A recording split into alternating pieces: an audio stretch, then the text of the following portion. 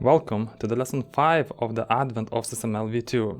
This is a training series consisting of short videos and exercises brought to you by Sensmetry in collaboration with Vince Molnár. My name is Kęstutis, and today you learn what are the modifiers in SysML v2 and how to use multiplicities.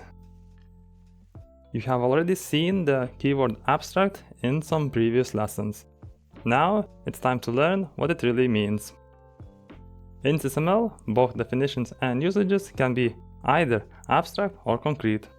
The default one is concrete, even if you specialize an abstract type. And abstract types are declared with the abstract modifier. Let's think about what this means. An abstract definition is like a partial blueprint. It's not yet ready for instantiation. More formally, every instance of an abstract definition must also be an instance of a more special concrete definition.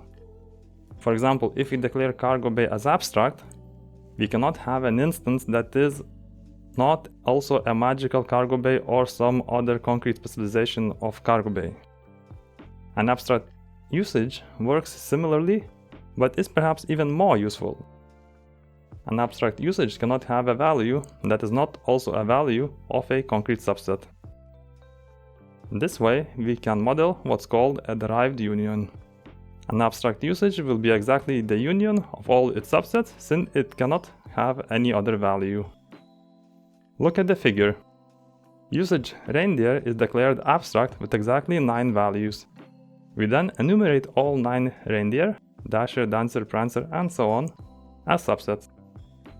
Because reindeer is abstract, its values must come from these concrete subsets. It's like saying, these 9 specific roles are all the reindeer that can pull the sleigh.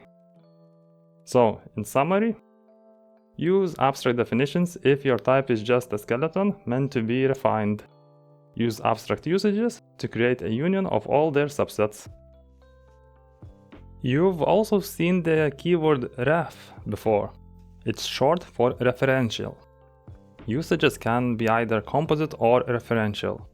The default is generally composite, but referential usages are declared with the ref modifier. So what is the difference?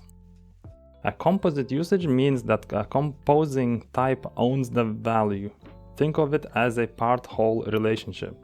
The two important implications. First, single ownership.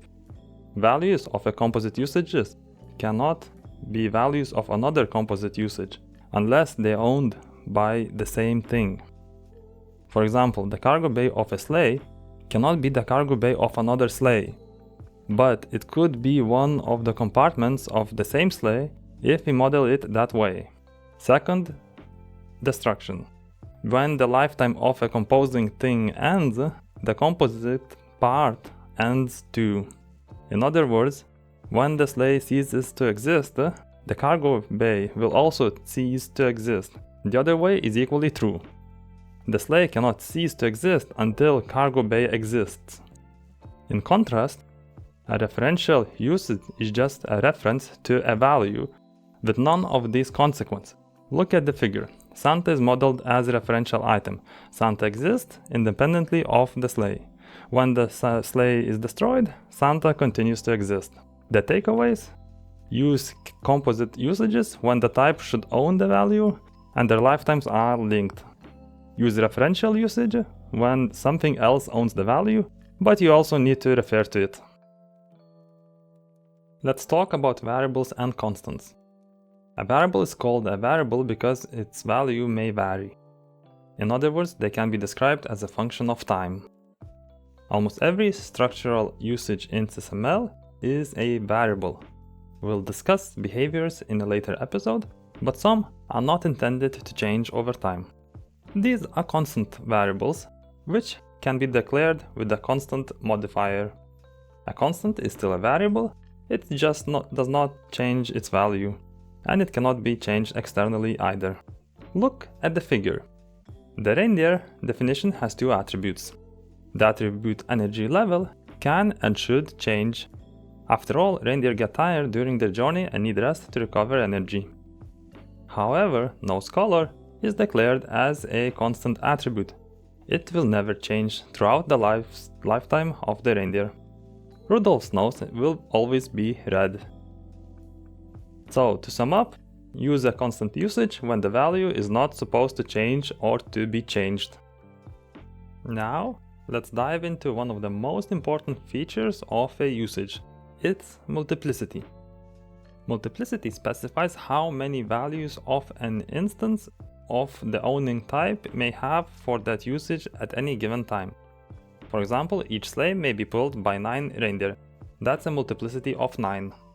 Multiplicity is usually given as a range with lower and upper bound, enclosed in square brackets separated by 2 dots. However, the lower bound can be omitted. In this case, it's considered equivalent to the upper bound. Furthermore, the upper bound can be a star, which means that there is no upper bound and there can be an unlimited number of values. The multiplicity can be placed anywhere after the name of the usage, immediately after the name, after the type, or after any subsettings or definitions. One important thing to understand is default multiplicity when none is specified explicitly. By default, the unconstrained multiplicity is 0 to star, meaning 0 or more values.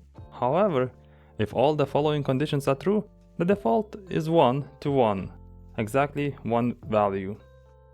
First, the usage is an attribute usage, an item usage, including a part usage, or a port usage. Second, the usage is nested in a definition of another usage, not a package. Third, the usage does not have any subsettings or definitions, which would make it inherit the multiplicity. Let's see some examples in the figure. The usage payloads has a multiplicity of 0 to 10. It can carry anywhere from 0 to 10 payloads. The usage passengers has multiplicity of 1 to star. There must be at least one passenger, Santa himself, but there can be more. The usage reindeer has a multiplicity of 9, since no lower bound was specified. It's equivalent to the upper bound, which is 9. Exactly 9 reindeer. Now, look at the usage dasher. It doesn't have an explicit multiplicity. It's a part usage nested in a definition. But it has a subsetting. This means that default multiplicity is still 0 to star, inherited from what its subset, contrary to our intent that it should be a singleton set. The moral of the story is, never hurts to be explicit when it comes to multiplicities. So, the key takeaways are: use multiplicity to specify the number of values a usage can have. Be aware of the rules governing the default multiplicity. And always be explicit when you subset something. Otherwise, the multiplicity will be determined by the subsetted usage. Let's see all of this in practice with our Santa sleigh model. Here we have a complete model using all the concepts we learned today. Notice the abstract part definition cargo bay. This is just a skeleton that will be specialized into concrete types. We have magical cargo bay that specializes cargo bay. This one is concrete, so it can actually be instantiated. Now look at Santa sleigh definition. We have an abstract reference part reindeer with multiplicity of 9. And below it, we enumerate all 9 specific reindeer as subsets: Dasher, Dancer, and so on. Notice these are all referential usages.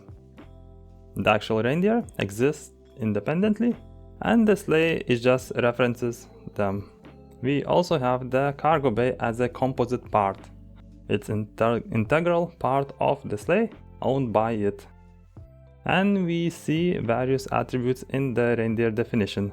Energy level that can change, and nose color that's a constant and cannot change.